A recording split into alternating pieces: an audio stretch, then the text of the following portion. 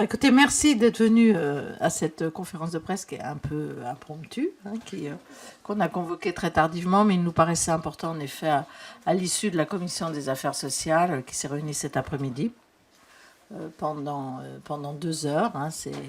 Et donc dans la configuration habituelle des commissions législatives où nous avons examiné donc le projet de loi de financement de la rectificative de la sécurité sociale, autrement dit le projet de loi sur la réforme des retraites.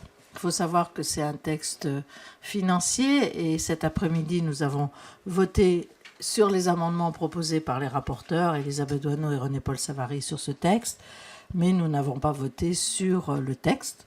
Nous avons voté sur des amendements relatifs au texte, puisque le texte qui arrivera en séance à partir de jeudi sera le texte transmis par le gouvernement, contrairement à une proposition de loi ou un projet de loi, où quand la commission formule des amendements, présente des amendements et les vote, nous votons ensuite un texte, qui est le texte de la commission qui arrive en séance. Mais pour les textes budgétaires, c'est le texte initial qui sera donc examiné à partir de jeudi en discussion générale. Le dépôt des amendements est fixé à demain soir et nous saurons demain soir à 17h combien d'amendements nous aurons à examiner d'ici le 12 mars. Je voulais simplement, avant de passer la parole aux rapporteurs qui vont décliner les mesures qu'ils ont souhaité ajouter à ce texte, rappeler que pour nous, à chaque projet de loi de financement de la sécurité sociale qui est voté au mois de novembre, nous votons depuis plusieurs années une mesure pour l'équilibre de la branche vieillesse. Donc nous sommes constants dans ce que nous votons depuis 4 ans, et donc constant dans l'idée, en effet, d'avoir un texte qui améliore le solde de la branche vieillesse à l'horizon 2030. Et c'était l'objet de l'amendement que nous avions voté au mois de novembre. Sans succès, puisque depuis 4 ans, le gouvernement repoussait cet amendement. Nous avions eu droit à un texte sur les retraites en 2020 qui est déposé au Sénat, puisqu'il avait été voté à l'Assemblée nationale, mais que le gouvernement a choisi de ne pas reprendre pour revenir sur le texte que nous examinons actuellement. Donc, dans ce contexte du mois de novembre, nous avions souhaité en effet que, dans le cadre d'un équilibre certes budgétaire, soit adjoint des réflexions, et c'était l'objet de l'amendement qu'avait présenté René-Paul Savary, qui avait été voté par la majorité sénatoriale. Nous avions souhaité que soient abordés des sujets tels que le maintien des seniors dans l'emploi, tels que l'égalité homme-femme, la pénibilité, les régimes spéciaux. Donc tout ça était défini dès le mois de novembre. Et là, nous avons, à cette occasion de texte de cet après-midi, donné un avis favorable aux amendements qu'ont présentés les rapporteurs, avec des mesures spécifiques sur plusieurs items que vont vous présenter les rapporteurs. Voilà, pour présenter le contexte de ce texte. Elisabeth, qui est rapporteure générale, puisqu'on est sur un texte, en effet, de financement de la sécurité sociale. Bonsoir à vous toutes et à vous tous. Je ne sais pas si ça fonctionne avec les micros qui sont plutôt là, non ? Je préfère, moi. Oui, c'est plus facile. En tout cas, j'espère que tous les journalistes qui nous ont contactés, René-Paul Savary et moi-même ces derniers jours, vont pouvoir être présents à cette conférence parce que nous avons du mal depuis quelques jours à répondre à vos sollicitations.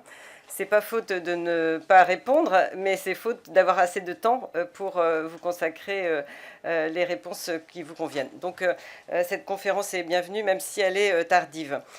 Tout d'abord, je voudrais dire combien le Sénat réclamait un projet de loi rectificatif depuis quelque temps, en tout cas depuis l'épreuve que nous avons eu à subir avec l'épidémie de Covid-19, parce que nous voyions les comptes de la sécurité sociale très impactés par les mesures qui étaient prises ces dernières années. Nous ne l'avons pas eu et donc paradoxalement, nous avons un projet de loi rectificatif de la sécurité sociale aujourd'hui avec cette réforme des retraites. Bon, nous en prenons acte. Je voudrais tout de suite dire que c'est pour moi quelque chose qui est tout à fait normal, puisque ça va impacter, non pas à court terme, mais à moyen et à long terme, les comptes de la sécurité sociale. Alors pour toute personne qui me dirait c'est pas le véhicule législatif qu'il faut, moi je dis si, c'est le véhicule législatif tout à fait approprié, parce que c'est une résonance, ça a une résonance sur les comptes de la sécurité sociale. Et donc aujourd'hui, nous sommes devant cette réforme des retraites qui a été peu débattue à l'Assemblée nationale. C'est regrettable, mais nous espérons ici au Sénat que nous irons jusqu'au bout. C'est notre intention, parce qu'il y a dans cette réforme la mesure d'âge de départ à la retraite, mais il y a aussi des mesures sociales auxquelles nous sommes attachés. Si nous ne votons pas cette réforme, ça veut dire que nous ne votons pas non plus toutes les mesures, je dirais, de justice sociale qui sont apportées après l'article 7. Donc nous avons soutenu cette réforme. Comme l'a dit Madame la Présidente, depuis 4 années, nous l'avons soutenue au cours du PLFSS. Nous allons donc la soutenir dans ce projet de loi rectificatif avec des marqueurs du Sénat. Quels sont ces marqueurs? Eh bien, la première chose à dire, c'est que nous voulons un retour à l'équilibre, parce que le Conseil d'orientation des retraites nous l'a fortement indiqué. Les comptes de la branche vieillesse sont déficitaires, et durablement déficitaires, très très rapidement et durablement. Donc nous devons agir. La prévision d'un déficit à 13,5 milliards en 2030 nous oblige à avoir cette obligation de soutenabilité financière. La soutenabilité financière, elle assure, c'est la condition de la pérennité du système auquel nous sommes tous attachés. Le système de retraite par répartition, je crois que même ceux qui sont dans la rue, ils sont attachés. Donc ce que nous voulons, c'est en tout cas assurer sa pérennité, parce que en raison de la démographie, nous voyons bien, nous observons bien que c'est difficile de le maintenir dans la durée. Et donc, si on est pour cette réforme de l'âge de départ à la retraite, nous voulons aussi qu'un certain nombre de propositions soient faites sur le plan social. Le Sénat a été très attentif, notamment aux carrières des femmes, notamment par rapport à ces trimestres qui leur sont réservés dès lors qu'il y a une maternité, une adoption ou l'éducation d'un enfant. Nous estimons qu'effectivement, cette proposition du gouvernement telle qu'elle est proposée n'est pas satisfaisante à ce niveau, et donc nous avons souhaité apporter une modification. Alors, pas tant sur le nombre d'enfants, parce que là, on tomberait probablement dans une inégalité. On ne peut pas proposer un amendement qui soit en quelque sorte genré. Et donc, nous avons opté pour une proposition qui est plutôt sur une surcote. Pourquoi? Parce que la réalité, c'est que les pensions des femmes sont nettement inférieures aux pensions des hommes. C'est un écart de 25 à 30%. Le fait d'apporter cette surcote permet de gommer en partie, je dis bien en partie, ces trimestres qui finalement ne compteraient pour rien à partir du moment où vous avez 63 ans et les 43 années d'annuité requises. Nous avons aussi souhaité travailler sur les seniors, parce qu'une réforme des retraites, nous l'avions d'ailleurs indiqué lors du dernier PLFSS, doit s'accompagner d'une véritable politique de maintien et d'embauche des seniors. C'est quand même incroyable que dans un pays comme le nôtre, on soit aussi peu efficace sur ce plan-là, notamment par rapport à l'expertise que portent les anciens dans une entreprise et qu'ils peuvent transmettre aux futures générations, et notamment aux apprentis qui sont aujourd'hui importants en termes de nombre, et qui ont besoin aussi de cette transmission, de ce passage de témoin. Et donc, à l'initiative de René-Paul Savary, qui a beaucoup travaillé sur le sujet, nous avons proposé un panier d'outils, une boîte à outils pour justement permettre cette amélioration concernant le maintien et l'embauche des seniors dans les entreprises. Et je laisserai vous développer ces différentes initiatives. Nous avons aussi voulu des marqueurs concernant la pénibilité. Et donc, vous avez peut-être regardé les amendements qui ont été portés par la Commission. Là encore, nous voulons améliorer la capacité des entreprises à aménager le temps de travail ou les postes de travail ou les carrières des salariés qui sont en difficulté par rapport à l'usure professionnelle. Donc c'est des dispositions qui sont aussi très sociales. Pour terminer, je me tiens à votre disposition pour les questions, évidemment, qui ne manqueront pas de venir. Mais moi, en tant que rapporteur, j'étais attachée à ce que l'équilibre soit possible en 2030. Donc, évidemment, j'ai plutôt été sur cet aspect-là. Alors, ça déshumanise évidemment le discours, parce qu'on sait très bien qu'une réforme de retraite, je le dis souvent, ça relève de l'intime, parce que chacun revient à sa situation personnelle, individuelle, et regarde en fonction de ce qui est proposé, finalement, de ce qui se passera pour lui-même.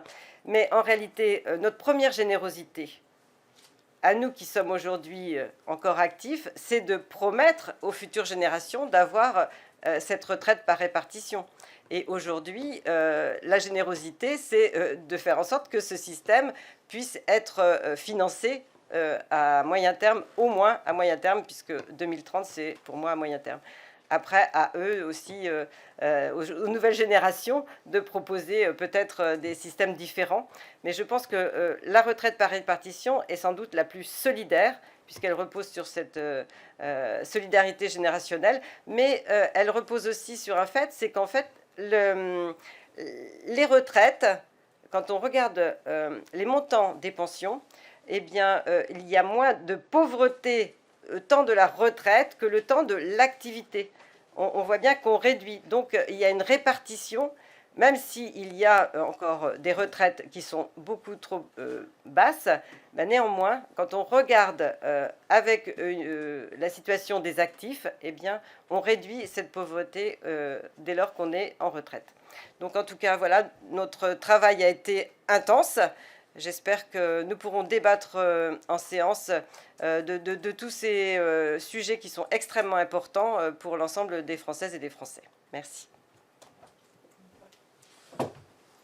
Bon, bah, écoutez, on va peut-être passer aux questions. Juste un point de précision, effectivement, par rapport à ça, Madame la rapporteure. On voit que, vous voyez, pour un rapporteur général, elle s'est complètement inscrite dans les fondamentaux que j'ai eu l'honneur de lui proposer, puisque on s'est réparti les responsabilités dans ce texte. Je crois que vous avez compris la philosophie. Il est important, quand il y a une longévité que l'on connaît, et tant mieux, que l'on passe de plus de temps à la retraite, il faut que notre société ait une image différente par rapport à cette tranche de vie qui est celle de chacun d'entre nous, et qui fait qu'il ne faut pas faire la transition entre la fin d'une activité et le début de la sédentarité qui va durer un certain nombre d'années. C'est la raison pour laquelle nous avons fait des propositions allant dans ce sens-là. On essaye de remettre les choses dans le bon sens. Dès l'instant où on peut faire des propositions pour que les seniors soient employés, peut-être qu'à ce moment-là, on peut leur demander de travailler de façon supplémentaire. Ce n'est pas ce qui a été fait, dont acte. Revenir également sur un article qui vous tient à cœur, l'article 7, qui est l'article de la tranche d'âge. Si nous proposons ce type de dispositif depuis des années, c'est que nous avons une idée en tête. En France, nous savons que pour maintenir notre modèle social, il faut élargir la base sociale, il faut travailler davantage. C'est inéluctable, surtout compte tenu de la longévité et d'une politique de natalité qui ne va qu'en baissant. Et nous avons un système de retraite par rapport à ça qui est fait sur deux piliers. Un pilier qui est la durée d'âge, qui protège ceux qui ont commencé à travailler de bonne heure, et un pilier qui est l'âge légal de départ, pour protéger ceux qui ont commencé à travailler tard. Il faut trouver la juste articulation entre ces deux composantes. Sachant qu'il y a une composante qui est déjà dans la loi, qui est effective et qui est valable pour tout le monde, c'est que la durée de cotisation nécessaire pour avoir une retraite à taux plein, c'est 43 ans. Voilà, rien n'a changé sous le soleil, si ce n'est qu'on accélère un petit peu le dispositif. Il était étalé sur un nombre d'années où il est important maintenant que, compte tenu du retard qu'a pris le gouvernement pour cette réponse, maintenant on est obligé d'accélérer le calendrier. Et puis il y a cette borne d'âge que l'on veut modifier de 62 à 64 ans. Alors vous me direz, si vous qui connaissez bien les dispositifs notamment, pourquoi toucher à l'âge? Puisque naturellement, la plupart des gens partent maintenant à leur taux plein, ils sont déjà à 63 ans. Avec le dispositif de la réforme Touraine qui accélère la durée de cotisation pour tout le monde à 43 ans, ils vont partir naturellement pour leur taux plein à 64 ans. Mais écoutez, si vous ne bougez pas la borne d'âge, eh bien les retraités, effectivement, risquent de partir avant, mais avec des décotes qui font que derrière, il n'y aura pas suffisamment de revalorisation des pensions et que vous faites dans ce dispositif-là des retraités pauvres. Donc la conséquence de l'accélération à 43 ans de la réforme Touraine, c'est l'ajustement de l'âge légal. Je tiens à le préciser parce que derrière cela, il faut que, pour prendre en compte cet effort supplémentaire collectif demandé à l'ensemble de nos concitoyens, hommes et femmes, eh bien, il faut un certain nombre de mesures qui prennent en compte, et ils l'ont exprimé dans la rue, leurs difficultés. C'est la raison pour laquelle nous avons été particulièrement motivés, parce que nous avons entendu ces mères de famille qui avaient l'impression d'être pas suffisamment bien traitées par le dispositif proposé. Nous avons entendu ceux qui sont usés par le travail et qui ne sont pas suffisamment pris en compte, puisqu'on décale les âges pour ceux qui sont en incapacité permanente ou même dans le dispositif retraite progressive. C'est pour ça que nous avons travaillé pour pouvoir, dans le cadre législatif très contraint, le cadre réglementaire très contraint, essayer de proposer une réforme qui soit bien plus lisible et acceptable par nos concitoyens. Une fois que j'ai dit ça, je pense qu'on peut répondre, me semble-t-il, à vos questions.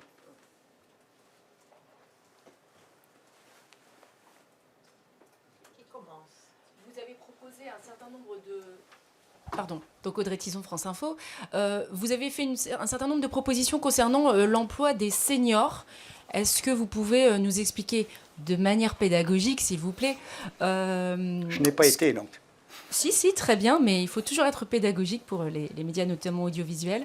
Votre CDI senior et les autres mesures que vous proposez. Voilà. Pour avoir un œil nouveau de notre société par rapport aux seniors, il faut, pour résumer, prendre en compte les seniors qui sont au chômage.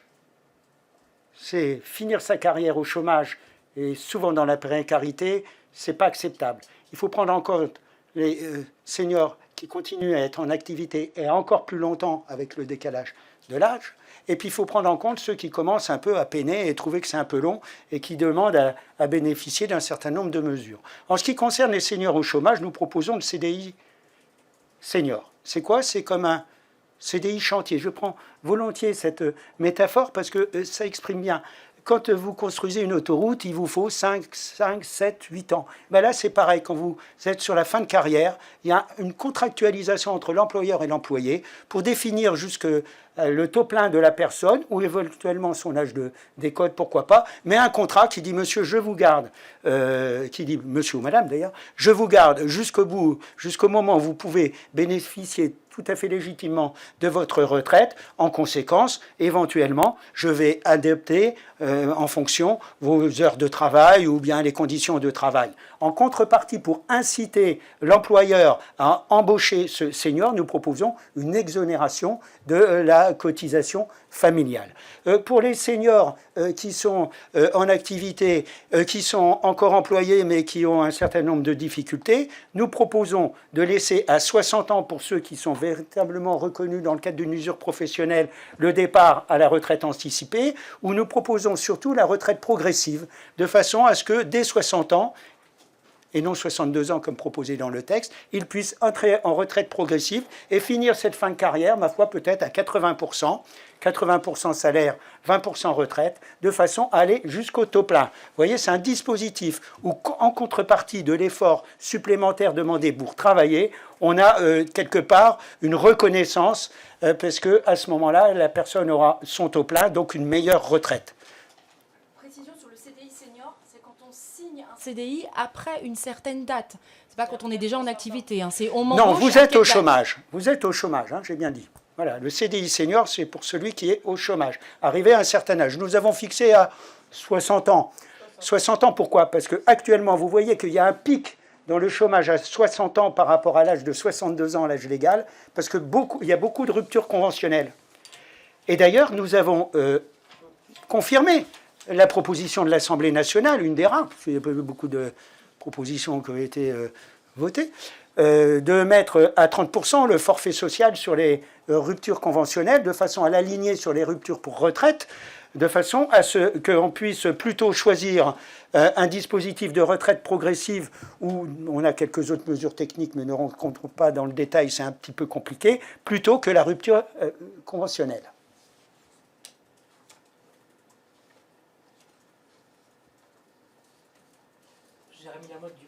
Pour les carrières longues, on avait... excusez-moi, pour les carrières longues, on a vu à l'Assemblée qu'il y a eu beaucoup de débats et Ouais. très peu de clarifications. Ouais. Vous penchez pourquoi sur les 20-21 ans, les 17 ans aussi? Qu'est-ce qui a été décidé en commission? Ah ben écoutez, la Commission a adopté le dispositif carrière longue proposé sur le texte du gouvernement qui dit, je le rappelle, pour ces carrières longues, 3 bornes, une borne à 16 ans, à 18 ans et à 20 ans. Les 2 premières bornes, vous avez une durée de cotisation plus 1 an. La deuxième borne, 18 ans, une durée de cotisation plus 1 an. Et une durée de cotisation pour la borne de 20 ans, qui est la durée de cotisation des 43 ans d'âge légal. Voilà. Donc on est ravé sur ce texte-là.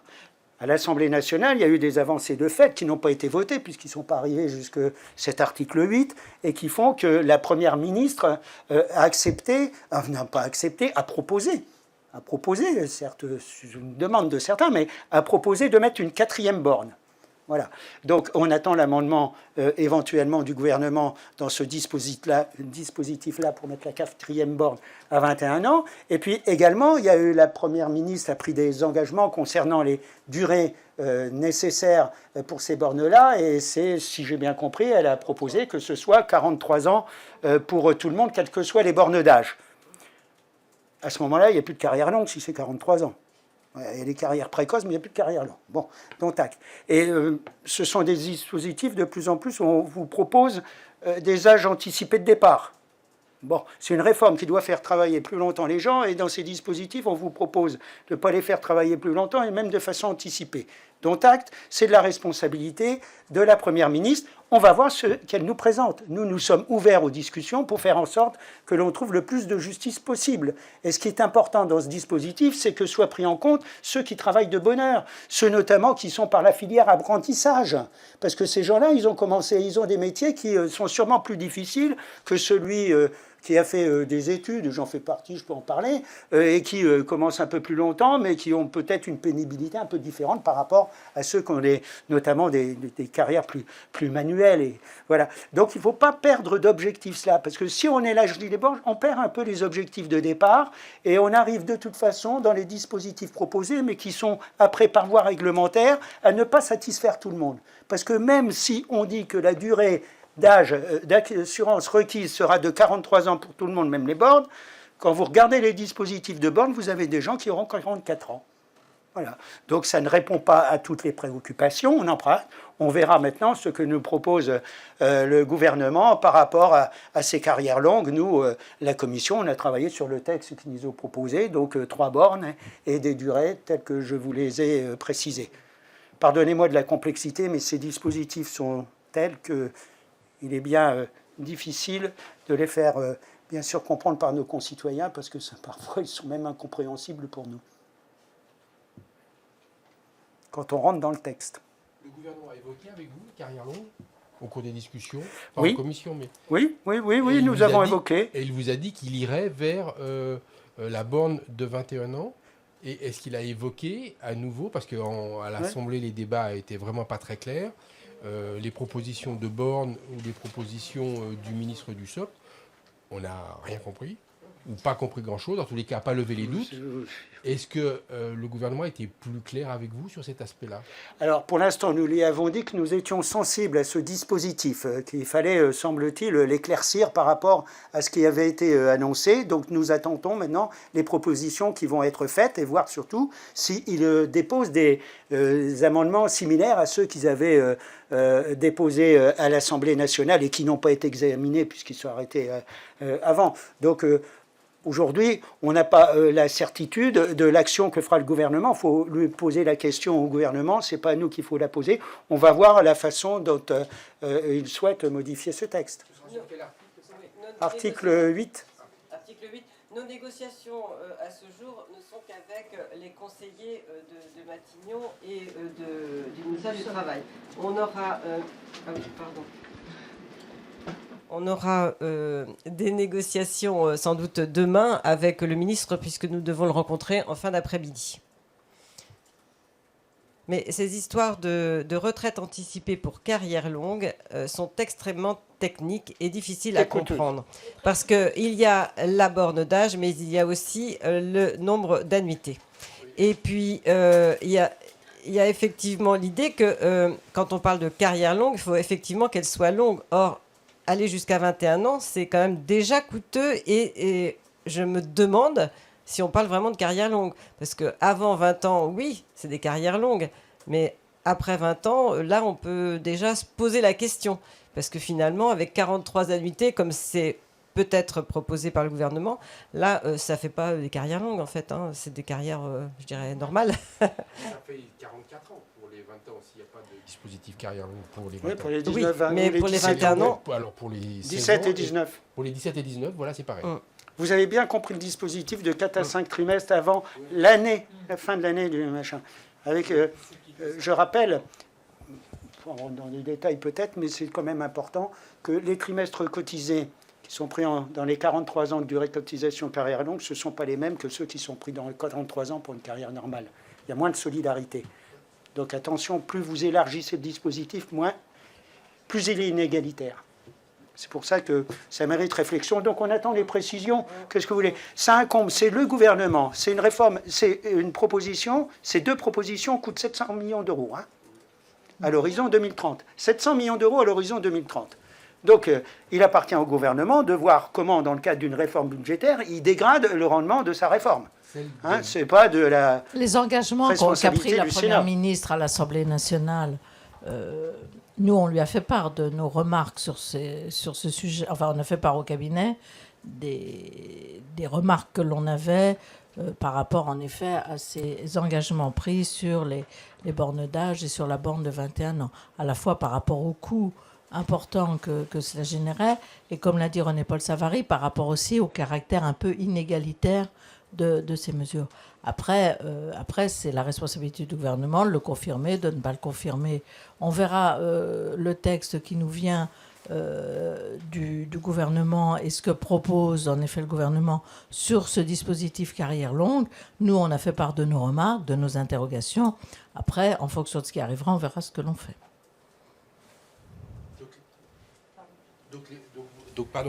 Donc vous dites 700 millions, chacune des 2 mesures. Non, les 2 mesures, 700 millions, 400 et 300. 400 et 300. Redites-moi les 2 mesures, c'est la carrière longue à 21, la borne à 21 ans. C'est la borne à 21 ans et les limitation 43 ans, à 43 ans. la limitation à 43 Et ans. 43 ans à tout le monde. C'est ça. Il y a un certain nombre de... Selon votre date de naissance, il y en a qui auront 43, il y en a qui auront 44. C'est un dispositif, me semble-t-il, qu'il faudrait entièrement revoir. Il faut savoir que la loi définit les bornes, voilà. Mais tout le reste sera du réglementaire. Voilà, c'est du décret. Hein. C'est du décret, donc. De même, l'affectation à chaque borne de la durée d'âge est un décret également. Donc c'est de la responsabilité. Donc c'est un peu c'est de la responsabilité du gouvernement, Non, ça. Hein, mais maintenant, il faut qu'il nous dise ce qu'il veut faire quand même. Hein. On ne vous sent pas très enthousiaste à défendre cette mesure qu'on peut résumer comme l'amendement Pradier. Est-ce que oui ou non, vous êtes pour cette mesure ? Eh bien, écoutez, la Commission a travaillé sur ce texte. Au débat, on aura l'occasion de s'exprimer. Je m'exprimerai à titre de rapporteur et que je m'exprimerai également à titre personnel. Personnellement, si vous me le demandez aujourd'hui, oui, je dis que cette mesure est inégalitaire. Je ne suis pas sûr qu'on rende service à travers ce dispositif des personnes qui sont actuellement dans cet âge concerné, c'est-à-dire avoir 4 à 5 trimestres avant la fin de l'année de leurs 20 ans. Pourquoi ? Parce que le système est nettement moins solidaire et que la personne qui est en pleine peau, comme vous et moi, qui fait sa carrière continue, qui n'a pas connu les périodes de chômage, etc., et bien cette personne-là, elle doit partir à 63 ans. Celui qui est fragile, et il est malade, une maladie chronique, et c'est le médecin qui parle, quelqu'un de courageux, qui va vaincre la maladie, retourner au travail en taux 2, avoir des périodes comme ça, et ben c'est pas l'ensemble de ces indemnités journalières qui vont compter pour sa retraite. Celui-là, il part à 64 ans.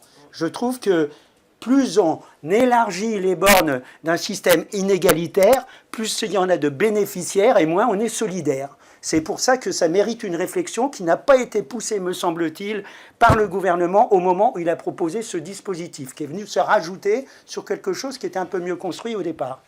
Pardon, pour être précis, vous, donc ce qui vous dérange, pour être bien précis... Oui, monsieur, ça me dérange, vous avez bien compris. C'est pas forcément que certains bénéficient d'une carrière longue, c'est les dispositions des carrières longues, voilà. Ces fameux 4 trimestres qui font que ça exclut... Mais celui qui a 3 trimestres, il ne rentre pas dedans, etc. Ce qui faut que ça exclut, c'est D'accord, c'est pas la justice décidée à travers ce dispositif, c'est les soustractions en quelque sorte qu'apportent Absolument. les conditions. Ok. Voilà. Je ne suis pas convaincu qu'on rende service à ces personnes-là de les faire rentrer dans ce type de dispositif. Ils vont vite en sortir dès l'instant où ils ont un instant de ils ont une fragilité au cours de leur carrière. Et Dieu sait que maintenant, on sait bien que les carrières, elles sont plus continues comme avant, qu'on peut également tomber malade. Et puis, les progrès médicaux font que maintenant, même malade, on arrive à travailler, on vit plus longtemps. C'est pas du tout la même approche que celle que l'on a connue jusqu'à présent. Et je pense que ce dispositif, il est has-been. Il faut le revoir. C'est un dispositif carrière précoce qui mériterait une réécriture complète. C'est ce que j'aurais véritablement attendu, moi, du gouvernement, ou ce que nous aurions proposé dans le cadre de notre texte, mais sûrement pas ces mesures-là. Maintenant, dont acte, c'est de la responsabilité. Un Premier ministre qui s'exprime, qui dit « je vais faire ça maintenant », ben moi je comprends qu'il revienne en disant « ben oui, voilà, dont acte, nous on va pas... voilà, hein, il doit le faire maintenant. Hein. » Alors on va lui demander des clarifications, mais si vous voulez, je parle sous le contrôle des maîtres des comptes. C'est un dispositif particulièrement cher quand même. Hein. Alors et qui va à l'encontre du dispositif à demander du travail supplémentaire aux gens, puisqu'on leur donne des bornes pour partir moins longtemps. Donc c'est incompréhensible, et nos concitoyens, qu'est-ce que vous voulez qu'ils comprennent? L'affaire est déjà pas simple. Oui, Élisée Cardi de Public Sénat. Justement, quand on vous écoute, on a l'impression... On a l'impression que vous allez bouger à chaque fois des curseurs et qu'on va créer des nouvelles dépenses. Finalement, l'équilibre budgétaire, il est extrêmement difficile à trouver sur ce texte. Les marges du Sénat sont très faibles du fait des engagements pris, qui sont des engagements particulièrement coûteux. Mais dans les dispositions que nous prenons, il y a des dispositifs qui donnent des recettes supplémentaires. Vous prenez le forfait social qui sera plus important, vous prenez des actions comme sur l'incapacité permanente qui sera prise sur la branche AT-MP et non pas sur la branche vieillesse. Et nous avons effectivement des dispositifs qui coûtent un petit peu de sous quand même. La retraite progressive notamment, ça coûte un petit peu de sous. Ou notre dispositif par rapport à la prise en compte des carrières de mères de famille avec la surcote, qui est vraiment un beau dispositif, me semble-t-il, et ben, ça coûte effectivement quelque part. Mais, si vous voulez, il faut bien quand même rendre cette réforme acceptable, et il est tout à fait légitime de prendre en compte les préoccupations qui ont été exprimées, me semble-t-il, dans la rue quand même. Hein. Ah bah justement, parlons-en. Cette réforme, elle est très décriée dans l'opinion publique. Comment vous réagissez-vous face à ça, face à une opinion qui est en majorité opposée à la réforme, on va dire? Vous savez, c'est d'une complexité inouïe. Moi, je comprends bien que les gens, quand vous demandez aux gens de travailler plus, c'est naturel. On n'a pas le sentiment, on ne va pas sauter sur sa chaise en disant youpi, qu'est-ce que c'est bien. Quand vous présentez ça en Suisse, vous faites un référendum, il est voté pour travailler de façon supplémentaire. Moi, j'ai été voir le dispositif en Suède, il y a déjà 5 ans avec Jean-Paul Delvoye. Les Suédois nous disaient, chez nous, quand on a augmenté l'âge de 2 ans, il n'y a même pas eu un article dans les journaux. Bon, en France, c'est pas pareil. On a une vision du travail qui est un petit peu différente. Hein, et c'est vrai qu'il faut prendre en compte non seulement la durée, mais également mieux pouvoir travailler. Il faut concilier tout ça. Je pense que notre réforme amène un peu des dispositifs. Je pense que la réforme, elle devra être suivie. Elle aurait pu être précédée d'ailleurs, mais elle devra être suivie d'une loi sur le travail pour compléter en effet tout ce qu'on vient de dire sur l'emploi des seniors. Sur la qualité de vie au travail, il y a eu des textes sur la santé au travail, mais il y a encore besoin de compléter. Moi, ce que je regrette, pour vous le dire, c'est que le gouvernement Macron, et le président Macron est là depuis 6 ans, attendent 6 ans après le début de son mandat pour, après nous avoir vendu quand même pendant 2 ans avec Édouard Philippe et Jean-Paul Delevoye, une réforme qui était soi-disant la réforme du siècle. Nous, on trouvait que c'était compliqué. À chaque fois, on nous balayait avec une forme de condescendance en disant « mais vous ne comprenez rien, c'est sans doute trop compliqué pour vous, parce que vous n'êtes pas assez intelligent pour la comprendre ». Mais Total, elle est au Sénat, et ils ne l'ont pas reprise. Donc, c'est-à-dire, depuis 6 ans, on nous a baladé sur une réforme universelle qui n'a pas été décidée. Et je comprends un peu les Français, d'abord qui ont entendu le président de la République il y a 2 ans dire l'inverse de ce qu'il dit maintenant, de se dire mais qu'est-ce qui se passe, pourquoi on nous la propose? Nous, on est constant pour la proposer depuis des années. Et c'est pas parce qu'il y a des mouvements dans la rue qu'on va revenir sur cette constance. Tous nos candidats à la présidentielle avaient proposé une réforme des retraites. Bon, que notre famille la vote, je veux dire, ça, ce qui me paraîtrait ahurissant, si je puis dire, c'est de faire un salto arrière en disant ah là, ça bouge, on retourne aux abris. Non, c'est pas la position que le Sénat a choisie. Même face à l'opposition de l'intersyndicale, une opposition même syndicale. Face à cela, mais bien sûr, je veux dire, ce pays crève de réformes qui ne sont jamais faites. On a une dette publique qui est colossale, un déficit public qui est colossal. Moi, je veux bien, Pierre Moscovici, qui est président de la Cour des comptes et président du Haut Conseil des finances publiques, nous a expliqué ce qu'était la dette. Il nous l'a expliqué, c'est pas quelqu'un de droite, que je sache. Il nous a expliqué ce qu'était la dette. On a une dette qui est une dépense totalement inutile.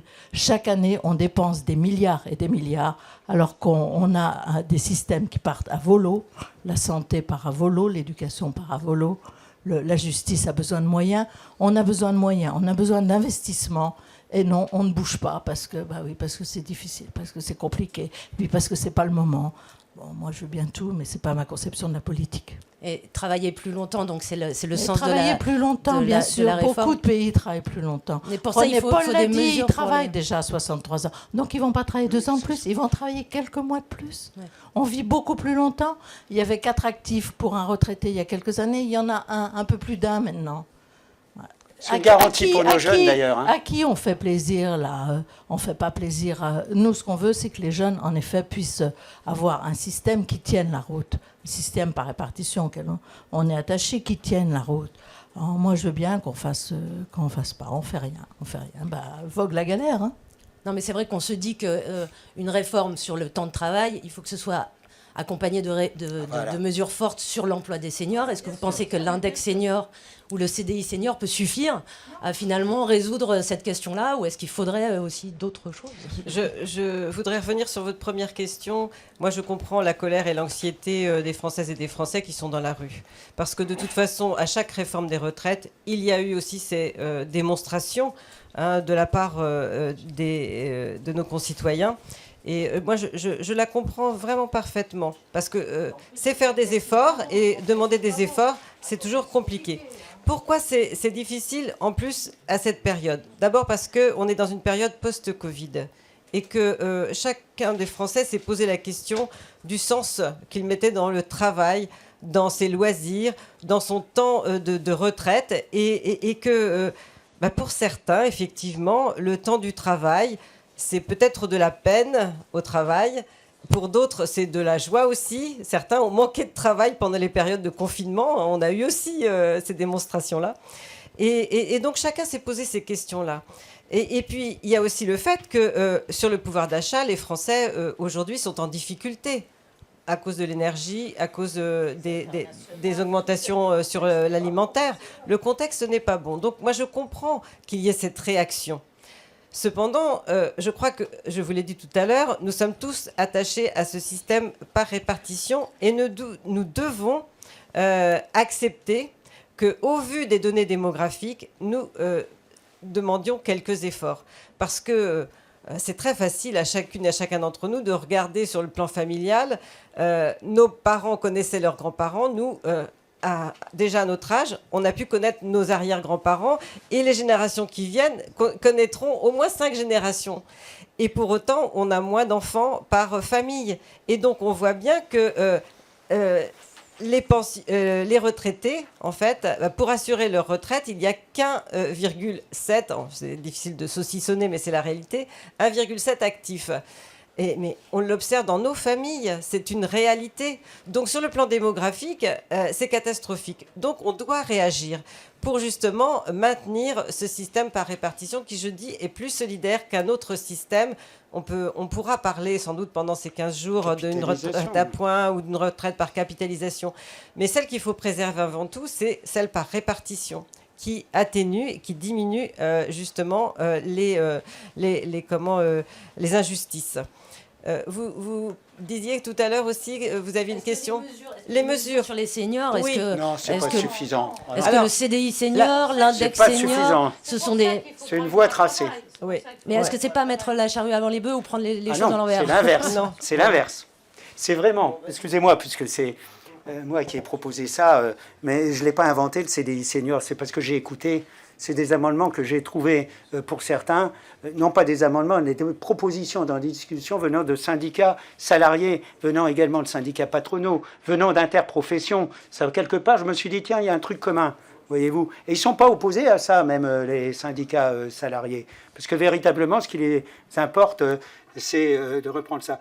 Nous avons été contraints par le cadre d'un texte budgétaire. C'est limite de passer ça. Pourquoi on propose un CDI senior dès à présent? C'est de la loi travail, par le biais de l'exonération, cotisation familiale, parce qu'on est dans le cadre du PLFSS. Logiquement, il faut confier cette disposition aux partenaires sociaux qui vont l'adapter, définir par branche les métiers qui pourraient être concernés par ce type de dispositif. Et éventuellement, comme il s'engage à prendre le senior, il ne sera pas au chômage. Ne pensez pas que ce serait plus judicieux de faire une exonération de cotisation chômage que famille? Mais on ne peut pas dans le PLFSS. L'UNEDIC étant en dehors du PLFSS. Donc, c'est cotisé. Donc, nous sommes d'accord. Nous essayons de tracer une voie, de donner des perspectives, que le senior au chômage, il puisse se dire « Ah ben moi, j'ai peut-être une chance de travailler parce que celui-là, il y en a qui ont été mis sur cette voie-là. Et ben je peux vous dire qu'ils ne sont pas heureux forcément. Donc, ils sont... à travers un dispositif, ils peuvent retrouver un espoir de rentrer dans la dimension travail. Ça redonne confiance aux chefs d'entreprise. Dis donc, les seniors, finalement, c'est des gens fidèles. Hein. On avait fait l'étude sur l'emploi des seniors. Les jeunes voulaient faire une formation, etc. Et on les comprend, ils changent de métier, de truc, etc. Le senior, lui, il est fidèle quand même. Il va rester. Vous lui faites la formation adaptée. On ne sait pas faire les formations seniors de nos jours. Donc c'est une voie, c'est dans la loi travail qu'il faudra vraiment affiner ce type de dispositif. Nous en sommes conscients. Mais si on ne monte pas la voie, vous voyez bien que rien n'était proposé. Donc c'est toujours mieux que rien, ce que nous proposons. Une question sur les régimes spéciaux. Je sais que ça n'a pas été débattu en commission. Enfin, votre idée de faire converger plus rapidement, oui, d'aller plus rapidement à 64 ans pour tous, ça va être porté par les Républicains par un amendement de groupe, c'est ça? Écoutez, à chaque jour suffit à peine. Pour l'instant, nous, on est là. Hein. Donc le groupe va réfléchir effectivement, il y a des réflexions dans le groupe également, mais on va harmoniser tout ça. Toujours est-il que, si vous voulez, le dispositif proposé par le gouvernement est une fermeture de ces régimes spéciaux dans 80 ans. Hein, c'est la clause du grand-père, hein, quand vous le calculez, etc. Nous étions à dire qu'il fallait une convergence depuis 4 ans, toujours dans la même certitude, de dire qu'il faut une convergence des régimes spéciaux sur les dispositifs du régime commun. On proposait un délai, à l'époque, il faut remonter à 5 ans, qui est peut-être un petit peu brutal, qui ne serait pas compréhensif, qui est trop court. Mais entre 80 ans et 5-6 ans, et 15-20 ans, on peut peut-être faire une harmonisation, même sur 15 ans ou 20 ans.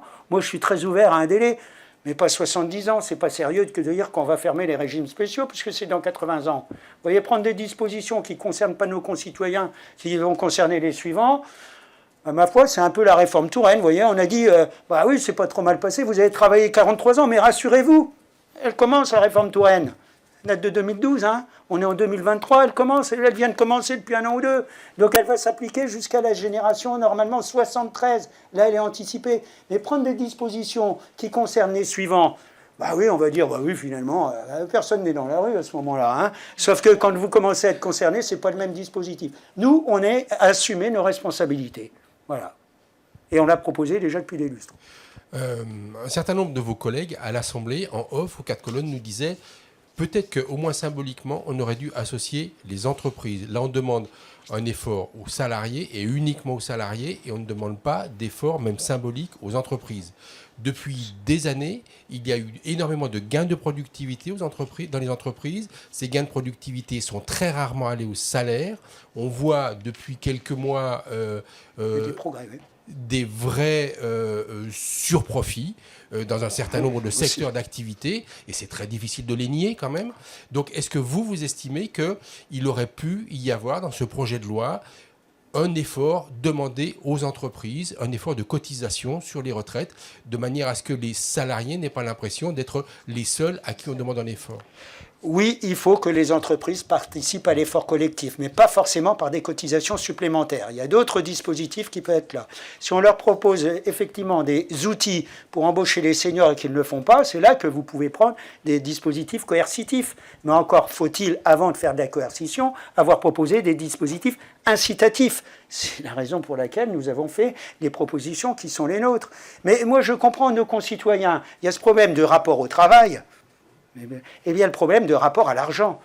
Quand on vous a inculqué qu'on pouvait vivre à crédit comme on vit à crédit, qu'on a fait le quoi qu'il en coûte, où on a brassé des milliards et des milliards, qu'on entend les profits des super entreprises qui brassent des milliards, quelque part, quand on vous dit que votre système de retraite il est déficitaire d'une dizaine de milliards en 2030, vous vous dites, mais attendez, ils se moquent de moi, quoi. Hein, véritablement, c'est ce rapport à l'argent qui est terrible. Nos concitoyens n'ont plus la dimension. L'État-providence, ça n'existe pas. Il faut retomber sur terre, hein, bien le comprendre. Donc nous proposerons aux entreprises, effectivement, des mesures incitatives. Dans la loi travail, je crois qu'elles auront toutes les dispositions pour faire en sorte de pouvoir embaucher davantage, notamment de seniors. Et il appartiendra, moi je partage votre point de vue, de mettre des mesures coercitives à ce moment-là.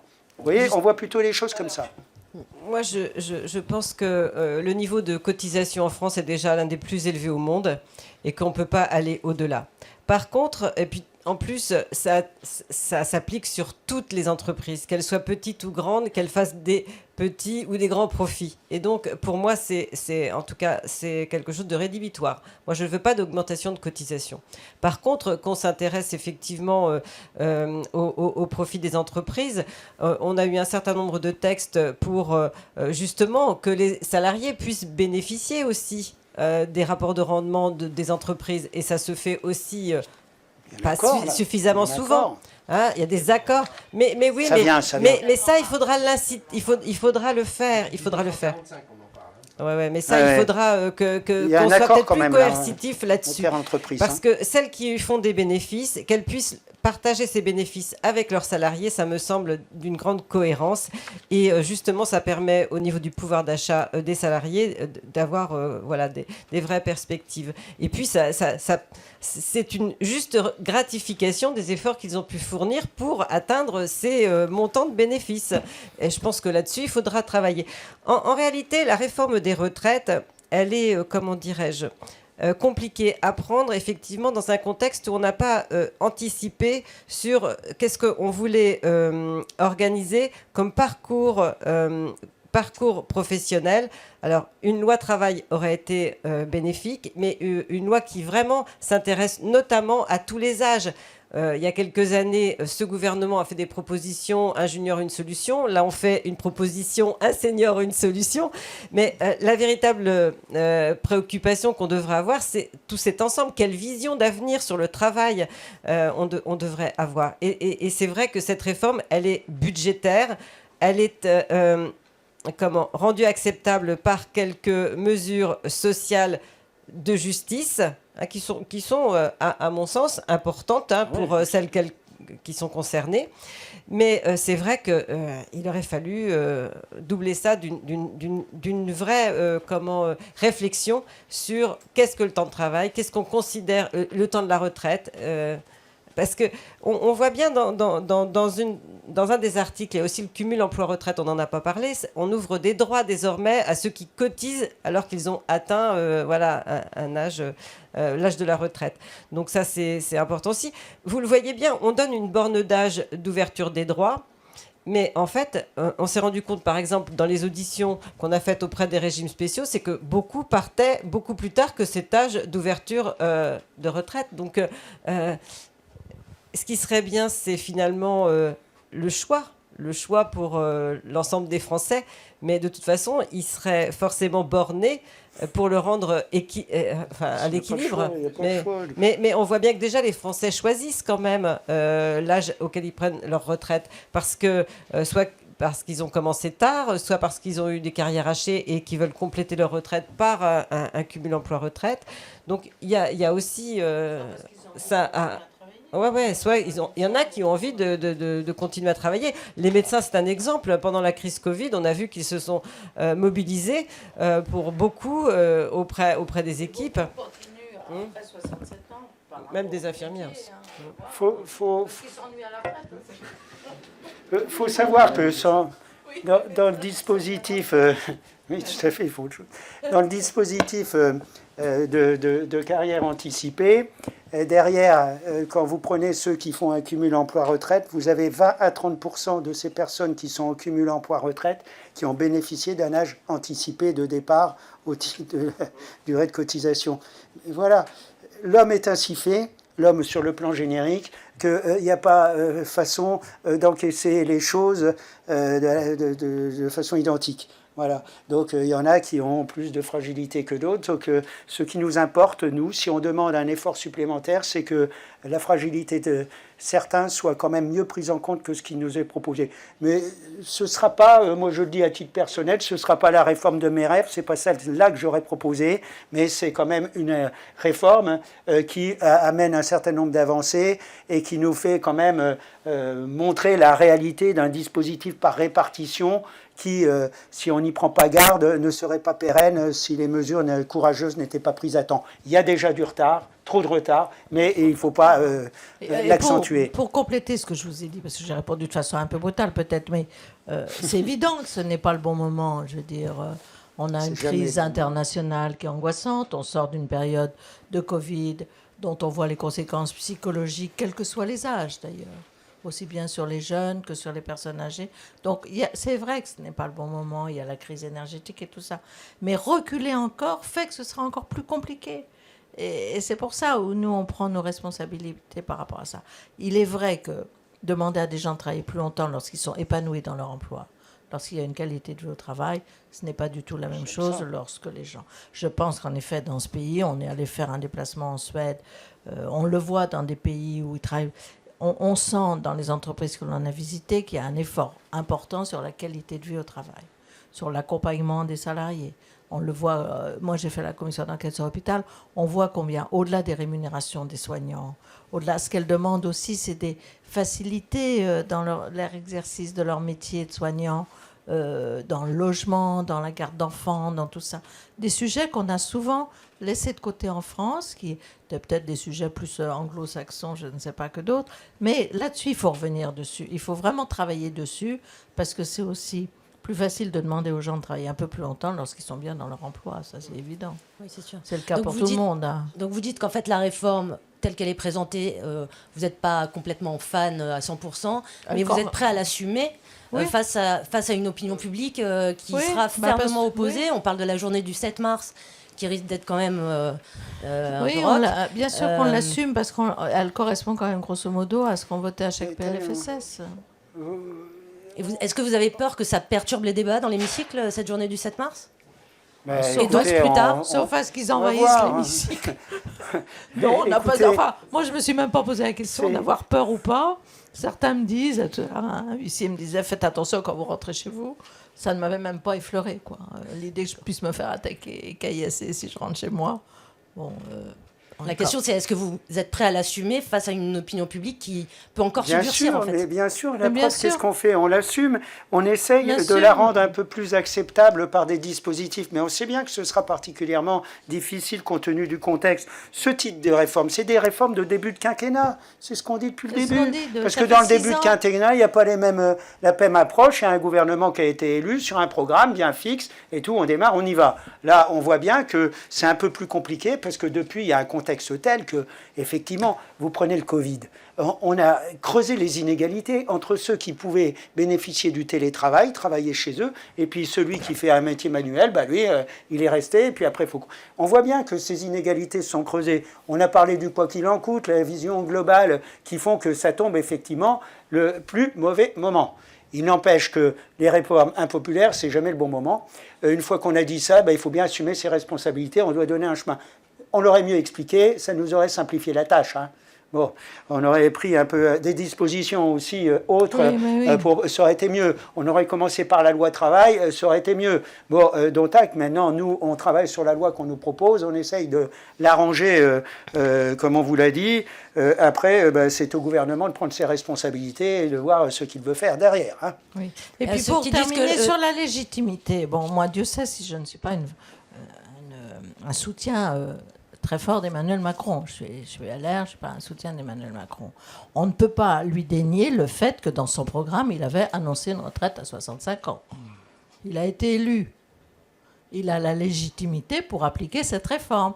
Quand j'entends dire que cette réforme est illégitime, non, je ne suis pas un soutien d'Emmanuel Macron, mais je confirme qu'il a la légitimité pour appliquer ce qu'il avait mis dans son programme. On ne peut pas dire qu'il y a eu beaucoup de débats, on ne peut pas dire qu'il y a eu beaucoup de choses, mais néanmoins, il y avait un programme, et ça, c'était dans le programme. Donc, ceux qui disent « mais non, mais ça, c'était le programme, on a voté pour lui, mais ça, on s'en fiche », non, il assume ce qu'il avait dit, pour une fois, qu'il avait mis dans son programme.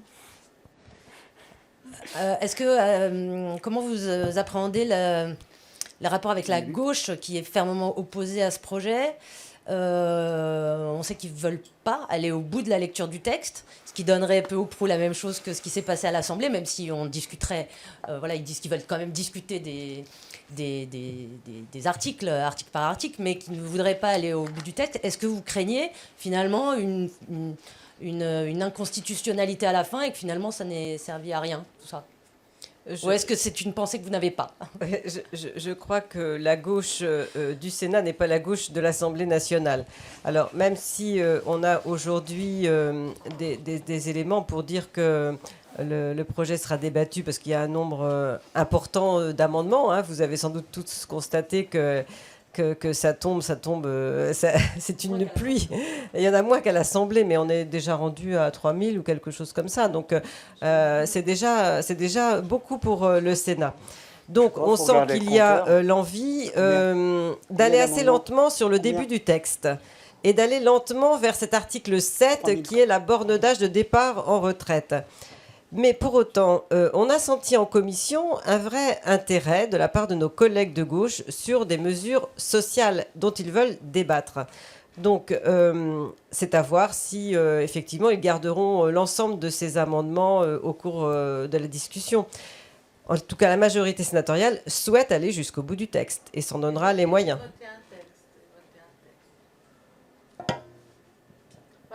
Merci. On va passer 15 jours ensemble. On compte sur vous, on compte sur vous.